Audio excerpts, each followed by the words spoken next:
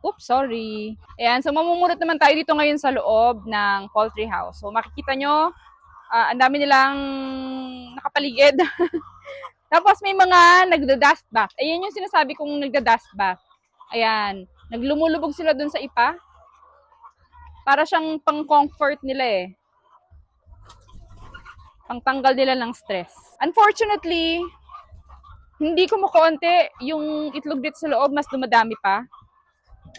Kaya instead na problemahin namin, mas stress kami, gawa na lang namin ng paraan. Gaya nga nung paglalagay namin nung bamboo nest. So, kaninang umaga namulot kami dito sa loob, ang dami. Siguro mga 3 trays din yun. So, mga 90 pieces. So, ibig sabihin 1/3 nung nakukuha namin dito sa loob.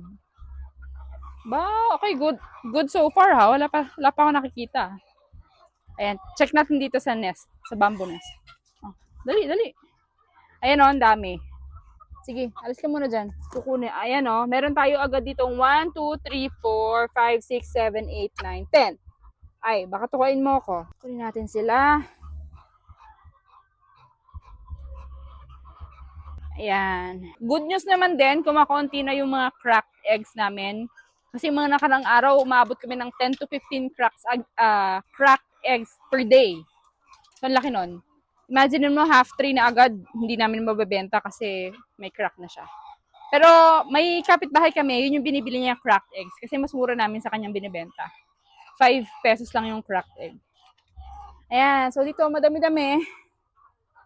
So good thing is instead na doon sila sa lapag sa floor mismo mangitlog, dito sila nangingitlog na sa bamboo. So mas okay na 'yon.